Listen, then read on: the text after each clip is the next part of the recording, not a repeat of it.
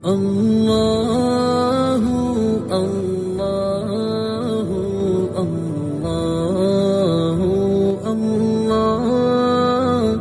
اللہ اللہ اللہ۔ آج کا سبق سورۃ النازعات سے ہے۔ یہ مکی صورت ہے اور اس کی 46 آیات ہیں اور 2 رکوع ہیں۔ اعوذ باللہ من الشیطان الرجیم، بسم اللہ الرحمن الرحیم۔ والنازعات غرقا، واو کا معنی قسم ہے، النازعات کھینچنے والوں کی، غرقا غوطہ لگا کر، قسم ہے غوطہ لگا کر کھینچنے والوں کی۔ والناشطات نشطا، واو کا معنی قسم ہے، الناشطات کھولنے والوں کی، نشطا گرہیں۔ والسابحات سبحا، واو کا معنی قسم ہے، السابحات تیرنے والوں کی، سبحات تیزی سے۔ فالسابقات سبقا، فا پھر قسم ہے، السابقات آگے بڑھنے والوں کی، سبقا تیزی سے۔ فالمدبرات امرا، پھر وہ تدبیر کرنے والے ہیں کسی بھی کام کی۔ اللہ تبارک و تعالیٰ نے اس سورت کی پہلی 5 آیات میں، بلکہ 4 آیات میں قسمیں اٹھائی ہیں فرشتوں کی۔ فرشتے جب انسان کی روح قبض کرنے کے لیے آتے ہیں، اس کی مختلف کیفیتیں ہوتی ہیں۔ گناہگار کی روح جب قبض کرنے کے لیے آتے ہیں تو اچھی طرح اس کی رگوں میں، جسم میں گھس کر غوطہ لگا کر اس کی روح نکالتے ہیں۔ اور حدیث میں آتا ہے کہ جب کوئی نیک آدمی فوت ہونے قریب ہوتا ہے، فرشتے اس کے سر قریب آ کے بیٹھتے ہیں اور اسے کہتے ہیں کہ اے پاکیزہ روح، اپنے رب کی رحمت اور مغفرت کی طرف چل، اور پھر وہ روح آسانی سے اس طرح نکالتے ہیں جیسے کسی مشکیزے کا منہ کھول دیا جائے۔ اور جب کسی گناہگار آدمی کی روح قبض کرنے کے لیے آتے ہیں، اسے سر قریب بیٹھتے ہیں تو اسے کہتے ہیں کہ اے خبیث اور ناپاک روح، اپنے رب کے عذاب کی طرف، جہنم کی طرف نکل، اور پھر اسے اچھی طرح کھینچ کر روح نکالتے ہیں کہ روح نکلتی نہیں ہے۔ روح کو معلوم ہوتا ہے کہ اس کے بعد میں نے پریشان کن جگہ جانا ہے، اور اس طرح نکالتے ہیں۔ حدیث میں اس کی مثال دی گئی جیسے کوئی اون یا روئی گیلی ہو اور اس کے اندر لوہے کی گرم سلاخ داخل کی جائے اور پھر اسے نکالنے کی کوشش کی جائے تو مشکل سے نکلتی ہے، تو ایسے اس کی روح نکالی جاتی ہے۔ تو پہلی آیت میں نافرمان کی روح نکالنے کی کیفیت بیان کی گئی ہے، والناشطات نشطا دوسری آیت میں نیک آدمی کی روح نکلنے کی کیفیت بیان کی گئی ہے، اور والسابحات سبحا جو تیرنے والے ہیں اچھی طرح، یہ فرشتوں کی کیفیت ہے۔ فالسابقات سبقا، پھر وہ آگے بڑھتے ہیں۔ فرشتے جب روح لے کے جاتے ہیں نیک آدمی کی تو تیزی سے آگے بڑھتے ہیں۔ ہر ایک فرشتے کی خواہش یہ ہوتی ہے کہ روح مجھے مل جائے اور میں اسے لے کے جاؤں۔ اس سے معلوم ہوا کہ اچھے برے اعمال کا نتیجہ انسان کی روح نکلنے سے ہی شروع ہو جاتا ہے۔ پھر فرمایا کہ ان فرشتوں کے جو کاموں کی تدبیر کرتے ہیں، یعنی اللہ تعالیٰ نے اس کائنات کے مختلف کاموں پر فرشتوں کو مقرر فرمایا ہوا ہے کہ آپ نے کوئی فرشتہ ہواؤں پر مقرر ہے، کوئی انسانوں کو رزق پہنچانے میں مقرر ہے، کوئی انسانوں کی حفاظت پہ مقرر ہے۔ تو ان فرشتوں کی قسم اٹھائی، میں یوم ترجف الراجفہ، جس دن ہلائے گی ہلانے والی، تتبعها الرادفہ، اس کے بعد آئے گی دوسری ہلانے والی۔ پہلی دفعہ ہلانے والی سے مراد زلزلہ ہے، قیامت جب سور پھونکا جائے گا تو شدید زلزلہ آئے گا، پھر دوبارہ سور پھونکا جائے گا، پھر بھی صورتحال ہوگی۔ پھر فرمایا قلوب یومئذ واجفہ، قلوب بہت سے دل، یومئذ اس دن واجفہ گھبرائے ہوئے ہوں گے۔ جو برے لوگ ہوں گے، کافر یا نافرمان، ان کے دل گھبرائے ہوئے ہوں گے۔ ابصارها خاشعہ، ابصارها ان کی آنکھیں خاشعہ جھکی ہوں گی۔ جب انسان نادم شرمندہ ہوتا ہے نظر جھک جاتی ہے، تو نافرمان اس دن نادم شرمندہ ہوں گے، نظریں جھکی ہوئی ہوں گی۔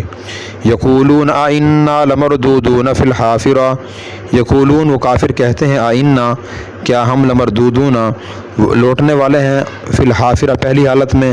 آپ صلی اللہ علیہ وسلم کافروں کے سامنے جب بیان فرماتے تھے کہ مرنے کے بعد زندہ ہونا ہے، اپنے اعمال کا حساب دینا ہے، تو وہ بطور مذاق کے اور بطور حقارت اور انکار کہتے تھے کیا مرنے کے بعد دوبارہ زندہ ہوں گے ہم؟ اذا کنا عظاما نخرا، اذا کیا جب کنا ہم ہو جائیں گے، عظاما ہڈیاں، نخرا بوسیدہ، کیا جب ہم بوسیدہ ہڈیاں ہو جائیں گے پھر واپس دوبارہ زندہ ہوں گے؟ ایک کافر تو قبرستان گیا اور وہاں ایک ہڈی پڑی تھی، ہڈی بہت بوسیدہ سی، وہ لے کر حضور کے سامنے آیا اور آ کر اس نے حضور کے سامنے اپنے ہاتھ پر اس ہڈی کو مسلا، جس سے وہ چورا چورا ریزہ ریزہ ہو گئی، اور اس نے کہا محمد کیا آپ اس کے بارے میں کہتے ہیں دوبارہ سے زندہ کیا جائے گا؟ تو اللہ تعالیٰ نے قرآن کریم میں فرمایا کہ اسی کو دوبارہ زندہ کیا جائے گا. جس اللہ نے انسان پہلی مرتبہ پیدا کیا ہے وہ دوبارہ بھی اسے پیدا کرے گا اور زندہ کرے گا. قالوا تلک اذا کرۃ خاسرہ، قالون کافروں نے کہا تلک وہ، اذن تب تو، کرۃ لوٹنا، خاسرہ خسارے والا ہوگا. کہتے رہے وہ لوٹنا ہوا، واپس واپسی ہوئی ہماری مرنے کے بعد، وہ تو بڑی خسارے والی ہوگی. فإنما ہی زجرۃ واحدہ، فإنما یقیناً ہی وہ، زجرۃ چیخ ہوگی، واحدہ ایک. تو اللہ تعالیٰ نے فرمایا قیامت جو آئے گی وہ کوئی ایک بس چیخ ہوگی. حضرت اسرافیل علیہ السلام سور پھونکیں گے، چیخ سے مراد سور ہے. تو فإذا ہم بالساہرہ، اچانک وہ سب لوگ بالساہرہ میدان میں ہوں گے یا زمین کے اوپر ہوں گے. جیسے دوبارہ سور پھونکا جائے گا تو سب مردے قبروں سے نکل کر زمین کے اوپر آ جائیں گے.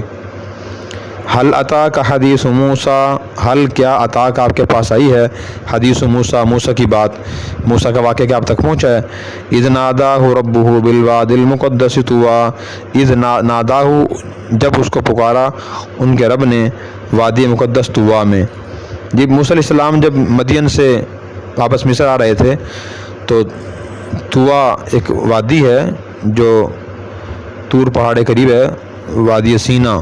وہاں جب تھے تو اپنی بیوی ان کے ساتھ تھی، رات کا وقت تھا، بکریاں ساتھ تھی، سردی کا موسم تھا.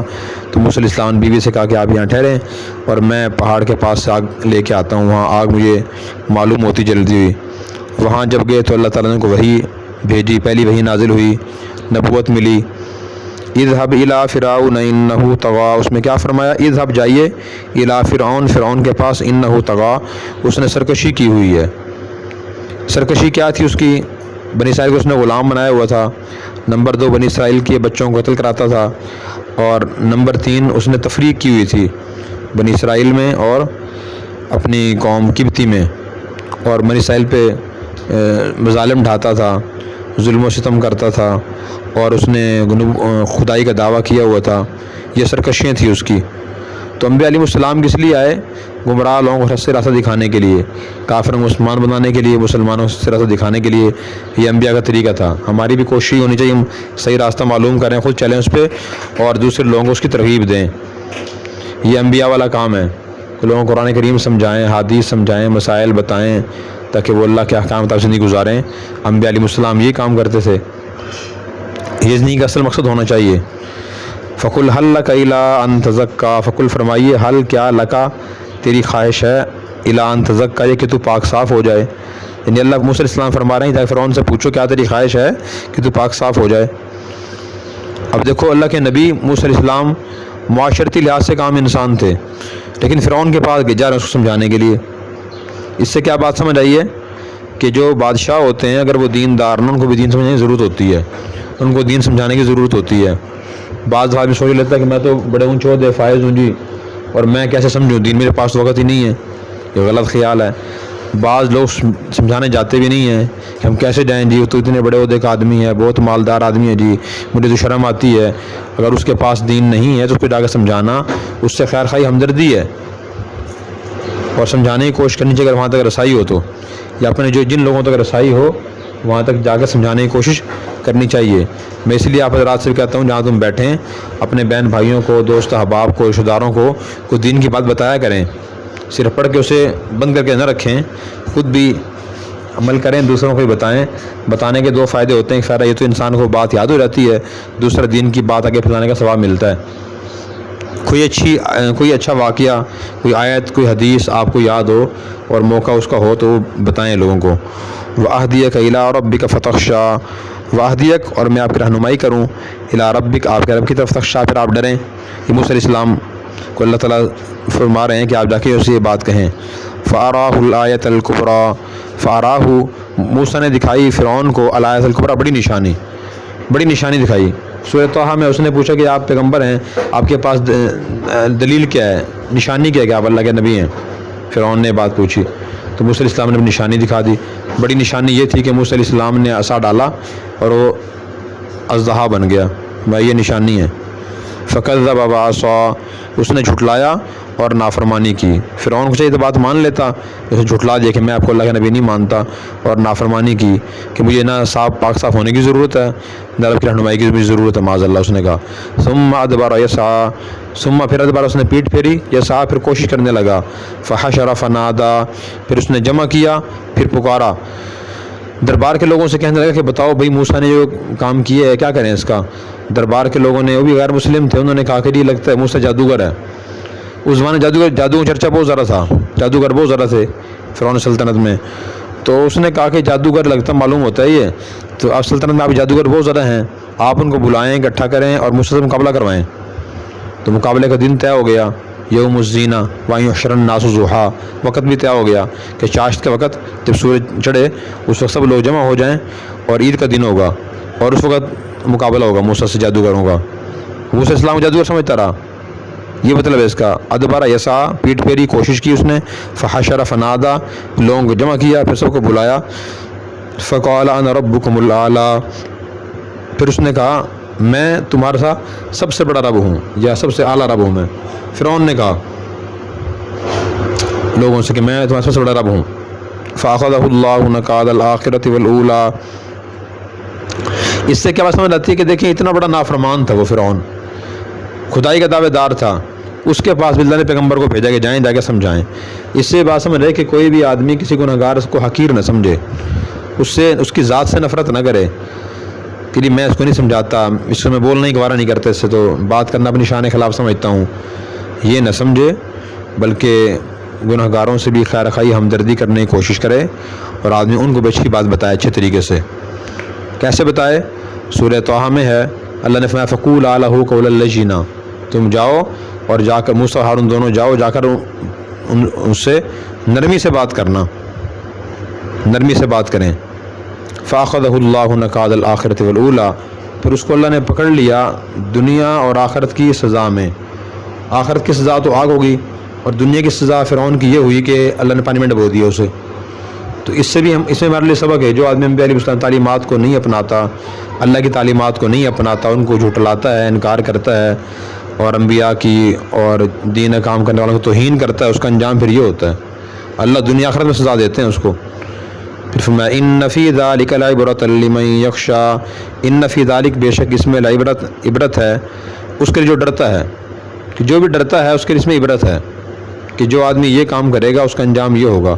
اللہ تعالیٰ نے یہ واقعات سنائے ہیں سب سے پہلے مکہ کے مشرکین کو، کہ تم جو طرز عمل اختیار کر رہے ہو تو دیکھ لو کہ جن لوگوں نے پہلے طرز عمل اختیار کیا ان کا انجام کیا ہوا تھا، اور ہمارے لیے بھی سبق ہے، اس میں عبرت ہے۔ لمن یخشی، اس سے جو ڈرتا ہے، اس کے دل میں اللہ کا ڈر خوف پیدا ہوگا، تو وہ آدمی قرآن سے عبرت حاصل کرے گا، نصیحت حاصل کرے گا۔ دل میں اللہ کا ڈر خوف نہیں ہے، آدمی ایک کان سے سنے گا دوسرے کان سے نکال دے گا، تو دل میں اللہ کا ڈر خوف ہونا بھی بڑی بات ہے۔ اللہ تعالیٰ ہمیں ڈر خوف نصیب فرمائے۔ اور اگر آپ نے ابھی تک ہمارا چینل سبسکرائب نہیں کیا تو فوراً سبسکرائب کیجئے، ساتھ ہی بیل آئیکن پر کلک کریں تاکہ مزید آنے والی ویڈیو ہے وہ آپ کو وقت پر ملتی رہیں۔ اللہ حافظ۔